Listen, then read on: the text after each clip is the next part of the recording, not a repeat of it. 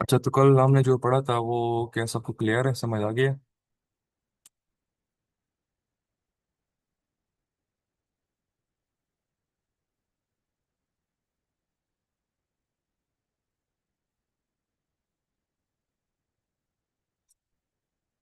Okay. कोई बता सकता है कि हमने कल क्या पढ़ा था, और कोई दो तीन पॉइंट्स वगैरह?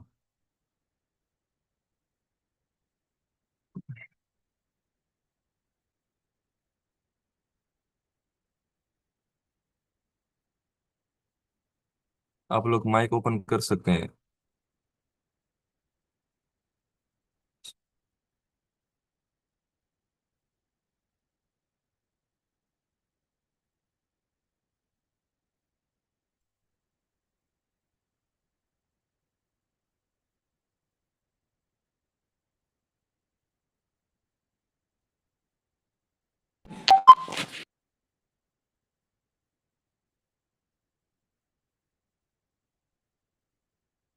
अच्छा ठीक है। कल हम एक प्रोजेक्ट बना रहे थे जो हम रिएक्ट का हमने शुरू किया हुआ था, और वो कुछ एरर आ रहा था। तो उसको हम दोबारा से देख लेते हैं, फिर हम आगे उसकी तरफ जाएंगे। मैं स्क्रीन शेयर कर देता हूँ।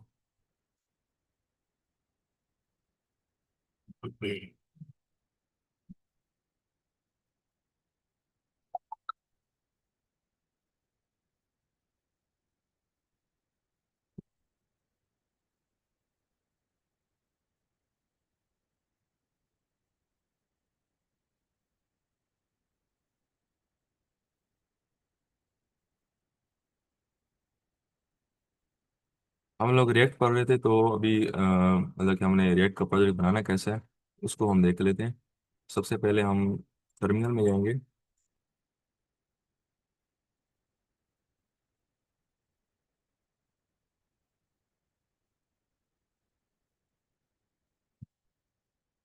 npm create read iterate latest। ये तो थोड़ा टाइम लेगा इंस्टॉलेशन में, तो जब तक इंस्टॉल हो जाएगा। सो प्रोजेक्ट नेम हम लेंगे, यहाँ यहाँ पे लिखेंगे हमारा प्रोजेक्ट नेम हमारे पास है फर्स्ट ऐप, लिख लेते हैं तब तक। और इसमें हम लोग रिएक्ट का यूज़ करेंगे, क्योंकि हम रिएक्ट सीख रहे हैं तो हम रिएक्ट ही इंस्टॉल करेंगे यहाँ पे। और इसके साथ साथ जावास्क्रिप्ट होगा। यहाँ पे हम कोई भी यूज़ कर सकते हैं, ज़रूरी नहीं है। ऑक्सलेंट या एसलेंट जो भी आप यूज़ कर सकते हैं। यस। और अभी इंस्टॉलेशन शुरू हो जाएगी।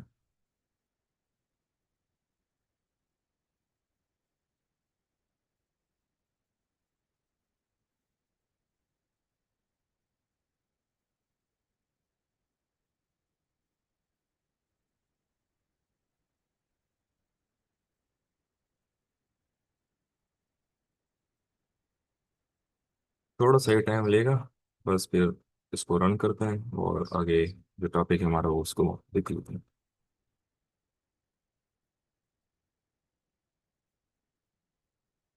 हमारे पास सारी चीज़ इंस्टॉल हो चुकी है, और ये हमें लाइव लिंक मिल गया है, तो इसको हम देख लेते हैं कि रिएक्ट फॉर्म इंस्टॉल करने के बाद हम कैसे देख सकते हैं।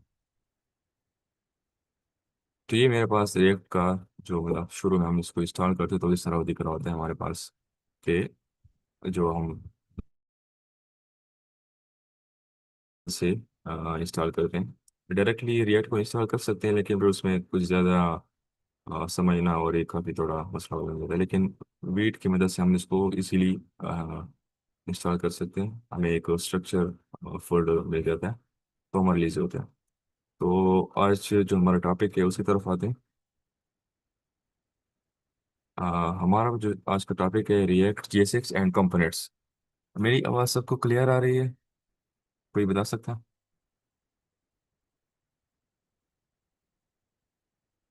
सही आ और रही है। मेरी विजिबल है?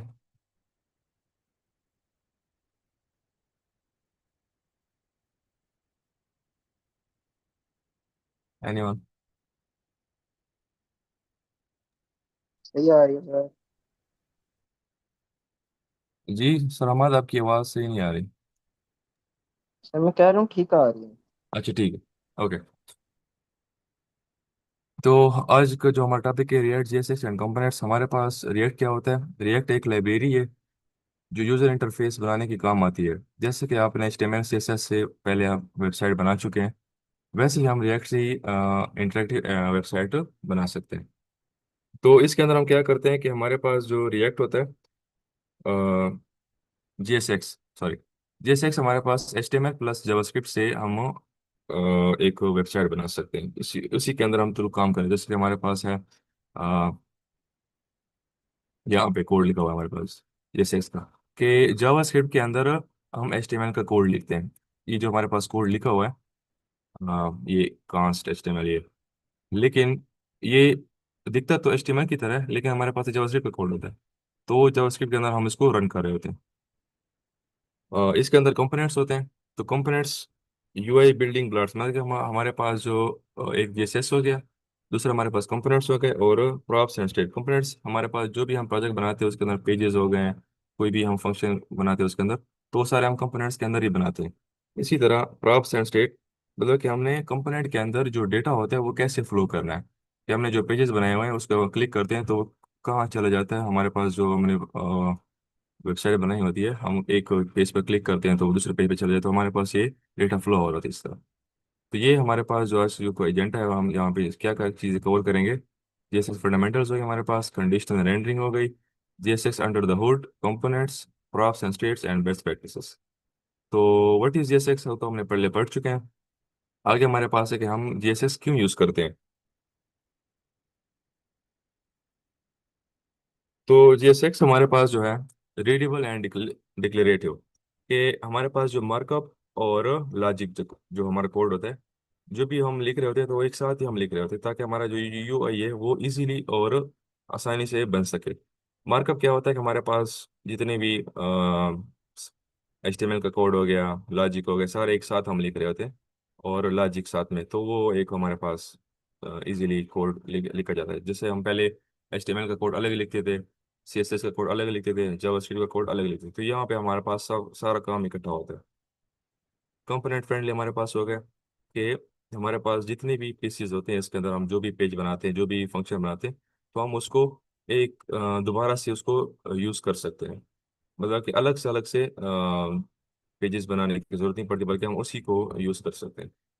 फुल पावर ऑफ जावास्क्रिप्ट हमारे पास इसके अंदर एक्सप्रेशन हो गए, वेरिएबल्स हो गए, फंक्शन हो गए, लूप्स, कंडीशन, ये हम एक ही जगह पर यूज़ कर सकते हैं, एक ही मार्कअप में। हमें कोई भी मसला नहीं होता। इसी तरह हमारे पास है बेटर ट्रोलिंग एंड एरर्स। हमारे पास कोई भी एरर आ रहा है या कोई भी मसला आ गया तो हम उसको इजीली कैच कर पाते हैं। हमें वो तकाता नहीं है, हमें मतलब मसला नहीं होता इसमें। इसी तरह हमारे पास है सिंटैक्स एंड रूल्स, के हमारे पास कुछ रूल्स होते हैं जो कि अगर हम उसको फॉलो नहीं करेंगे तो हमारे पास कुछ एरर आ सकते हैं। जैसे कि हमारे पास है return a single element root element. हमारे पास एक कंपोनेंट है, उसके अंदर हम अगर कुछ भी लिखते हैं, हमने एक हेडिंग लिख ली, एक पैराग्राफ लिख लिया, तो अगर हम उसको डिव के अंदर बंद नहीं करेंगे, जैसे हमारे पास यहाँ पे लिखा हुआ है wrap siblings in a div और अ फ्रेगमेंट, जब तक हम इसको अंदर डिव या इसी तरह फ्रेगमेंट के अंदर बंद नहीं करेंगे, तब तक वो हमारे पास रन नहीं होगा, एरर हमारे पास आएगा। ये इसको हम आगे प्रैक्टिकल करके देखते हैं। हमारे पास जो है क्लोज एवरी टैग, जो भी हम मतलब कि टैग लिखेंगे उसको हमने आखिर पे क्लोज करना है। जैसे कि हमारे पास ये इमेज है, तो हमने यहाँ पे आगे स्लैश का जो फॉरवर्ड स्लैश हमारे पास है हमने लिखा हुआ है, इसका मतलब है कि हमने इसको क्लोज कर दिया। और इस तरह जो बियर का टैग है, तो यहाँ पर भी हमने फॉरवर्ड स्लैश का यूज़ किया, मतलब कि क्लोज हो गया। नेवर बियर, मतलब कि हमने यहाँ पे इमेज के साथ फॉरवर्ड स्लैश नहीं लिखा हुआ, तो हमारे पास ये क्लोज नहीं है, तो ये काम नहीं करेगा। तो ये हमारे पास ज़रूरी है। Camel case attribute names, HTML जो हमारे पास HTML के अंदर, सॉरी, जो JSX जो हमारे पास रिएक्ट है उसके अंदर हम जब भी क्लास यूज़ करेंगे, तो हमने इसके अंदर क्लास जो कैमल केस है उसको यूज़ करना। कैमल केस मतलब आपने पढ़े हैं वेरिएबल्स के अंदर, कैमल केस हो गया, स्नैक केस हो गया, ये सारे आप पढ़ चुके हैं। आपको ये इसकी समझ है कैमल केस वगैरह की? इसको मसला तो नहीं है इसमें?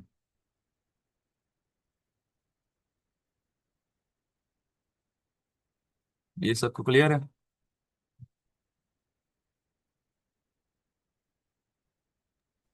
थोड़ा सा बताते हैं, नहीं अंदर आइडिया। हमारा आपकी आवाज़ बहुत स्लो आ रही है। सर थोड़ा सा बता दें, अभी आइडिया नहीं है कैमल केस का। ये एक किस्म के वेरिएबल्स होते हैं हमारे पास जो कैमल केस है। तो कैमल केस में हमारे पास यहाँ पे जो अभी ये क्लास नेम लिखी हुई है ना, क्लास नेम। तो सबसे पहले जो हमारे पास क्लास है उसका जो फर्स्ट के लेटर है वो स्मॉल होगा। ठीक, जहाँ से हमारे पास कैमल केस में क्या सी, जो कैमल है उसका सी स्मॉल है, और केस जो उसका सी है वो थोड़ा मतलब कैपिटल है। जैसे आप ऊंट को देख लो कि जो ऊपर से नीचे मतलब के शुरू से उसका जो बीच में उसका जो वो निकला होता है उसको मुझे नाम भूल गया। इसी तरह यहाँ पे भी उसने डिजाइन किया हुआ है कैमल केस नाम की इस वजह से। समझ गया और मैं। ऑन क्लिक यहाँ पे देख सकते हैं। जो स्नैक केस होता है वो थोड़ा मतलब कि स्नैक केस भी इसी तरह मतलब कि उसकी डिफरेंस है उसमें। वो भी उसमें चला जाएगा, वेरिएबल में चला जाएगा। यहाँ पे फिलहाल हम इसको डिस्कस करते हैं। तो यहाँ पे हम जब भी क्लास नेम यूज करेंगे तो अपने जो फर्स्ट लेटर है वो स्मॉल लिखना है, और जो सेकंड लेटर होगा वो कैपिटल में आ जाएगा, तो हमारे पास ये वर्केबल होगा। वन जावास्क्रिप्ट एक्सप्रेशन पर कर्ली ब्रेसेस, हम यहाँ पे जब भी कोई एक्सप्रेशन मतलब यूज करेंगे तो उसके लिए हम कर्ली ब्रेसेस का हमारा यूज होना जरूरी है। अदरवाइज फिर वो काम नहीं करेगा। जैसे हम वहाँ पे इफ या लूप्स का यूज नहीं करेंगे बल्कि कर्ली ब्रेसेस यूज करेंगे तो हमारे पास आगे वर्केबल है। यहाँ पे हम इसको देखते हैं आगे जो इसने यूज किया हुआ है।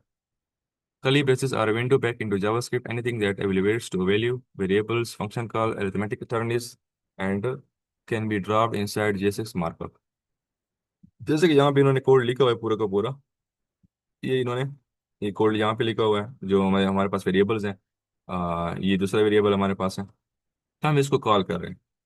ठीक, अब यहाँ पे जब भी मैं इसी को कॉल करूंगा, ये यूजर एंड नेम, क्योंकि हम यूजर और उसको कॉल कर रहे हैं, तो यहाँ पे मैं इसको करली ब्रेसेस के अंदर ही बंद करूंगा। यहाँ पे मैं इफ और लूप का यूज कोई भी नहीं करूंगा। करली ब्रेस यूज नहीं करूंगा तो मेरे पास ये एरर आएगा, मैं या तो रन नहीं होगा। इसी तरह दूसरा जो हमारे पास है आइटम्स, तो आइटम्स हमारे पास इसी को भी मैं आइटम्स और डॉट लेंथ हमारे पास इसकी लेंथ कितनी है, तो ये हमारे पास शो हो जाएगा। और ये सारे काम इस तरह हम इसको इस करली ब्रेस के अंदर इसको बंद करेंगे।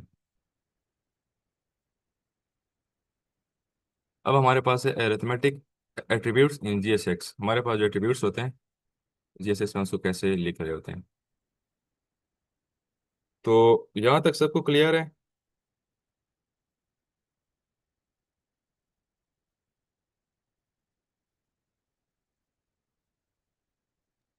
Yes sir.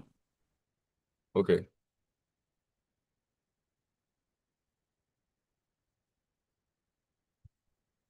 अच्छा, हमारे पास कुछ एट्रीब्यूट्स हैं जो कि class is a result word in JavaScript, so JSX uses class name for CSS classes.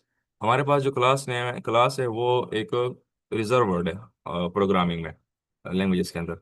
तो यहाँ पे हम जेएसएस के अंदर जो है ना वो क्लास नेम को यूज करते हैं सीएसएस के लिए। हम वैसे हम जो नॉर्मल सीएसएस का वहाँ पे सिर्फ क्लास का यूज करते हैं, और जेएसएस के अंदर जो रिएक्ट के अंदर हम लोग क्लास नेम का यूज करेंगे।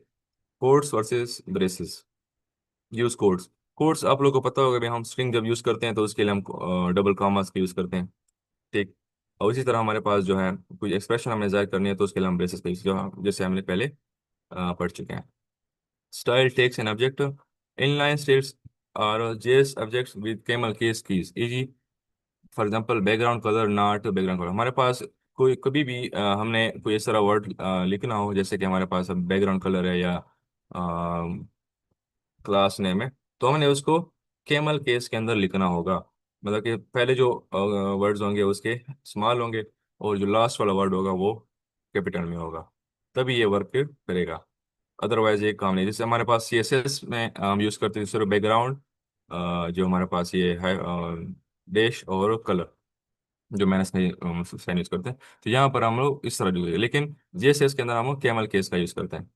इवेंट हैंडल्स और फंक्शंस, हमारे पास इवेंट हैंडल क्या होते हैं कि जैसे हम कोई बटन बनाते हैं तो उसको क्लिकेबल बनाना हो, मतलब उस बटन को हमने कहीं पे लेके जाना हो, तो उसके लिए हम लोग इवेंट हैंडल यूज़ करते हैं। तो इवेंट हैंडल में हमारे पास क्या होता है कि ऑन क्लिक का यूज़ करते हैं।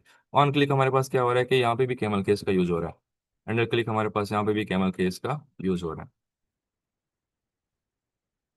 Conditional rendering,